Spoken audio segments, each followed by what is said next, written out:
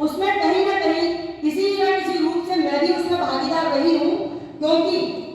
मैं जब उस बच्ची से बात करने गई थी, इसमें दीक्षिका नाम की बच्ची का जो जिक्र किया है, और मैं पटेल सर को, रवि सर को पिछले कई सालों से जानती हूँ। मतलब ये मलखम तो अभी मुझे लगता है 20 साल 15 साल इससे यहाँ पे शुरू हुआ होगा,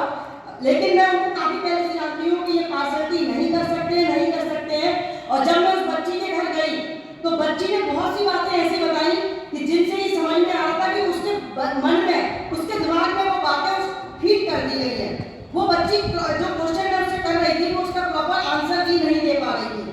और उसकी माँ बीच में, मतलब हम लोग बात कर रहे हैं दो लोग, मान लीजिए आपको कोई पीड़ा है तो आपसे मैं बात कर रही हूँ तो आप ही बताओगे ना कि आपके सिर क्या बीती है, तो बच्ची को बोलने नहीं दे रही थी। तो मैंने उनकी माता जी से कहा कि आपसे मेरा विनम्र निवेदन है, आप उस बच्ची को बोलने दीजिए। तो बच्ची जो बात मेरे से कर रही थी उससे समझ में आ रहा था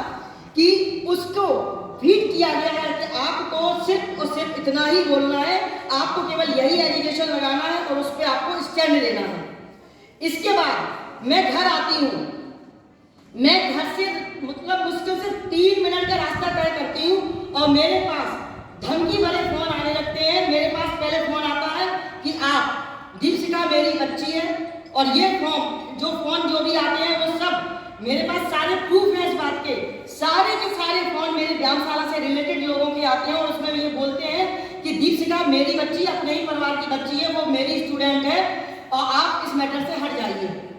आप हमारा साथ दीजिए। हमारे और आपके संबंध 20 साल पुराने हैं, 25 साल पुराने हैं, तो आप उनका साथ क्यों दे रही हो? मैंने कहा नहीं, मेरा अपने घर का भी अगर कोई बच्चा गलत है,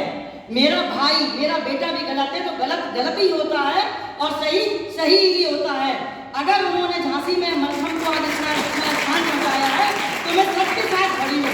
तो बच्चों में आप लोगों से भी कहूंगी, वो कोई कितनी भी कोशिश करे आप लोगों का हौसला परस्त करने के लिए, लेकिन खिलाड़ी का जज्बा जो है कोई भी